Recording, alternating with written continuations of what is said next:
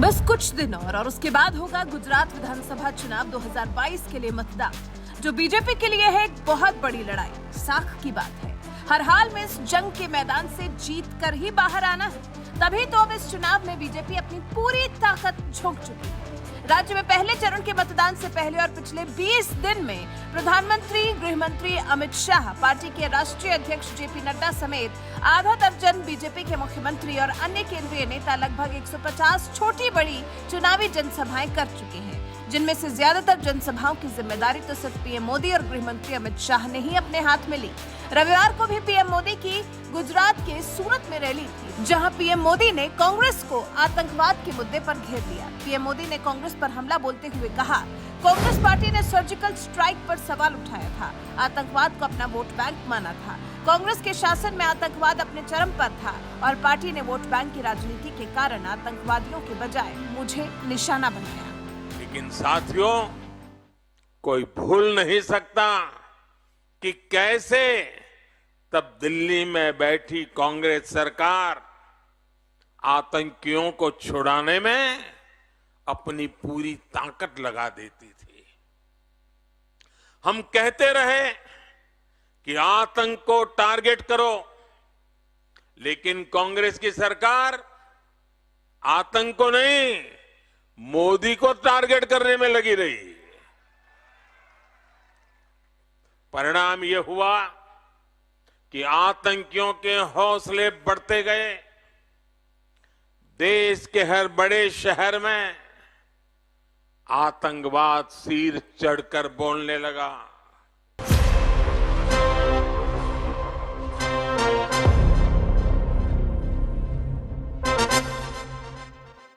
PM Modi ने कांग्रेस पर गंभीर आरोप एक ये भी लगाया कि कांग्रेस सरकार आतंकियों को छुड़ाने में पूरी ताकत लगा देती थी।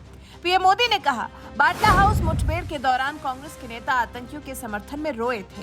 यहां तक कि आतंकवाद भी कांग्रेस के लिए वोट बैंक है। ये सिर्फ कांग्रेस ही नहीं है, ऐसे कई दल उठे हैं जो शॉर्टकट और तुष्टीकरण की राजनीति में विश्वास करते हैं।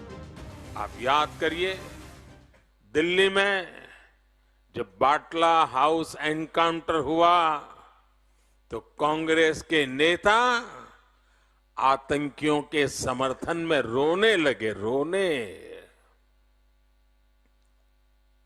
कांग्रेस आतंकवाद को भी वोट बैंक की नजर से देखती है, तुष्टीकरण की दृष्टि से देखती है।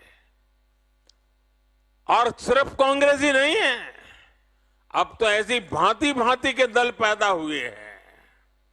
ये दल भी शॉर्टकट की राजनीति में यकीन करते हैं। उनको तो सत्ता की भूख भी जरा तेज है। वो वोट बैंक की राजनीति करने पर उतारू हैं, अपीजमेंट, तुष्टीकरण के पॉलिटिक्स में इंटरेस्टेड हैं।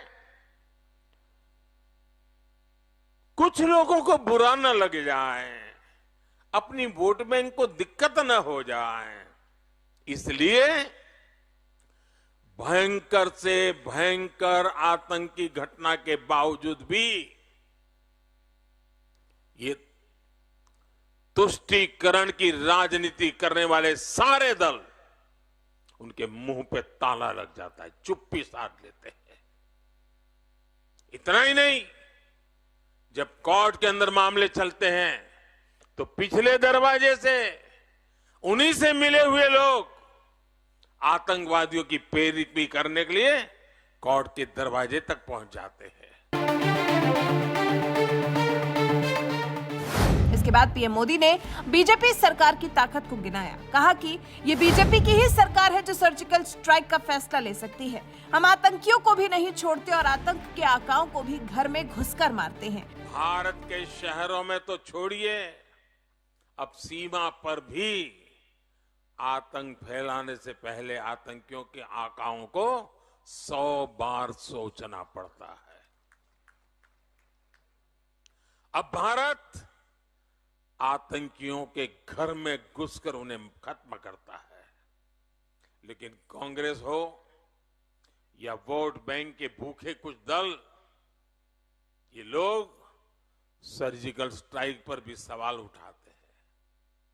हमारी सेनाओं के सामर्थ्य पर भी सवाल उठाते हैं। हालांकि अब पीएम मोदी की आतंकवाद को लेकर कांग्रेस को घेरने वाली रणनीति 27 साल के बीजेपी राज में फिर एक बार सत्ता दिलाने में किस तरह से काम आती है, वो देखना वाकई काफी दिलचस्प होने वाला है। अभी तो पीएम मोदी की कई और रैलियां होनी बाकी हैं। आज ही पीएम मोदी की कच्छ, जामनगर, राजकोट समेत कई जगह रैलियां हैं। देखते हैं इन रैलियों में कैसे आम आदमी पार्टी और कांग्रेस के खिलाफ हल्ला बोलते हैं प्रधानमंत्री नरेंद्र मोदी। फिलहाल गुजरात में सीटों के समीकरण को भी थोड़ा समझ लेते हैं। गुजरात में सीटों का क्या है समीकरण? गुजरात विधानसभा चुनाव में कुल सीटों की संख्या 182 है, जिसमें से 40 सीटें आरक्षित हैं, 27 सीटें अनुसूचित जनजाति के लिए और 13 सीटें अनुसूचित जाति के लिए रिजर्व है। विधानसभा में बहुमत का आंकड़ा 92 सीटों का है। साल 2017 के चुनाव में सत्तारूढ़ बीजेपी मुश्किल से सरकार बचाने में सफल रही थी। 2 दशक से पहली बार पार्टी की सीटों की संख्या 2 अंकों में सिमट गई थी और बीजेपी को सिर्फ 99 सीटें ही हासिल हो सकी थी। 2017 के चुनाव में कांग्रेस को 77 सीटें मिली थी, जबकि कांग्रेस से गठबंधन करके लड़ी बीटीपी को 2 सीटें, 1 सीट राष्ट्रवादी कांग्रेस पार्टी को मिली थी। 3 सीटों पर निर्दलीय चुनाव जीते थे। अब इस चुनाव के लिए प्रचार अंतिम दौर में चल रहा है, क्योंकि 182 सीटों में से 89 सीटों पर मतदान 1 दिसंबर को होना है। बाकी बची सीटों पर वोटिंग 5 दिसंबर को होगी। राज्य के सभी 182 सीटों पर नतीजे 8 दिसंबर को घोषित किए जाएंगे। गुजरात के साथ ही हिमाचल में हुए 68 विधानसभा सीटों पर भी नतीजे 8 दिसंबर को ही घोषित होंगे। अभी दोनों ही राज्यों में बीजेपी सरकार का राज है। लड़ाई दोनों राज्यों में टक्कर की है। देखते हैं बीजेपी कहां-कहां अपनी साख बचाने में कामयाब हो पाती है। वैसे जिस तरह से आतंकवाद को लेकर पीएम मोदी ने कांग्रेस पर कटाक्ष किया है, उससे आप कितना इत्तेफाक रखते हैं, कमेंट कर हमें जरूर बताइएगा। लेकिन साथियों, कोई भूल नहीं सकता कि कैसे तब दिल्ली में बैठी कांग्रेस सरकार आतंकियों को छुड़ाने में अपनी पूरी ताकत लगा देती थी।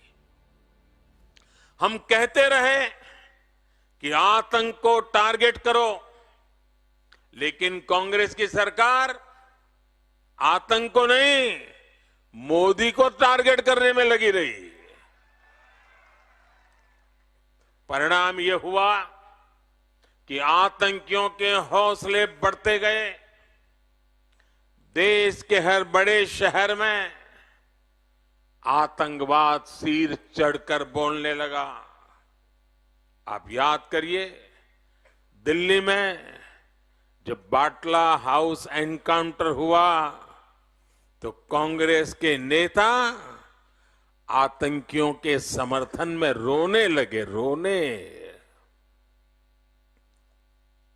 कांग्रेस आतंकवाद को भी वोट बैंक की नजर से देखती है, तुष्टीकरण की दृष्टि से देखती है।